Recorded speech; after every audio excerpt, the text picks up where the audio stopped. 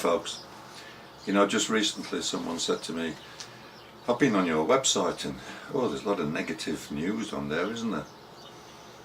And I repeated to them an old cliche, and I said to them, I don't make the news, I just report what's in the news. And I must admit there is the news in our generation is not very positive at all, is it? It's really bad news all the way. What with the economic situation throughout the world, the fact that unstable governments are now possessing or aiming at possessing nuclear weapons. You know, sometimes we hear about the youngsters who go downtown on a Friday and Saturday night and the girls are all dressed in very skimpy clothes and the lads go out and try and pull these girls and they all get drunk and then these fights break out. And I think to myself sometimes, I can understand these youngsters. If I was young in this world today, with the hopelessness of what's taking place in the world, I think that I may very well feel the same way they do and want to live for the moment because the future is so bleak. I just want to ask you all one question. And the question that I want to ask is this: is God a liar? Wow, you think that's a very bad question. You may even be offended that I'm sitting here asking that question, but I'm asking again, do you think that God is a liar? Let me read something for you. It says in Philippians chapter 4 and verse 6, this is what it says: do not be anxious about anything, but in everything, by prayer and petition, with thanksgiving, present your requests to God. I'll just read that again. Do not be anxious about anything, but in everything, by prayer and petition, with thanksgiving, present your requests to God. Now, I mentioned earlier some of these young people that are in a state of hopelessness, just go and get drunk and have wild sex and get into fights and this and that.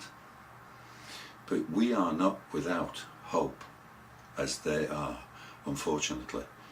I would that they were not as they are, that they were as we are. That's a bit of a conundrum. But we are not without hope. We have a God who has everything in control. I don't know what difficulties you're going through right now, whether it's personal problems, financial problems, or whether you're frightened of what's going on in the world today. I don't know what your problem is, but I want you to know this, that God is in control. How many times did Jesus say, don't worry? You know, things were pretty rough back in those days. Maybe not as internationally dangerous as these days, but it's the same Jesus today. And he says to us, don't worry, I am in control. It doesn't matter what happens, he will always be in control. So every one of us, and we've all got problems, there's not one of us that escaped the difficulties of this life.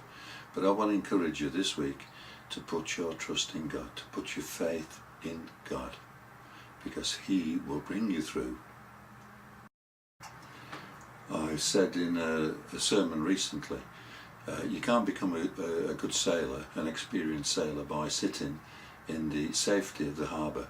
You've got to get out there onto the high seas, encounter the storms, go through the storms, learn to handle the storms, learn to sail the ship through the storms.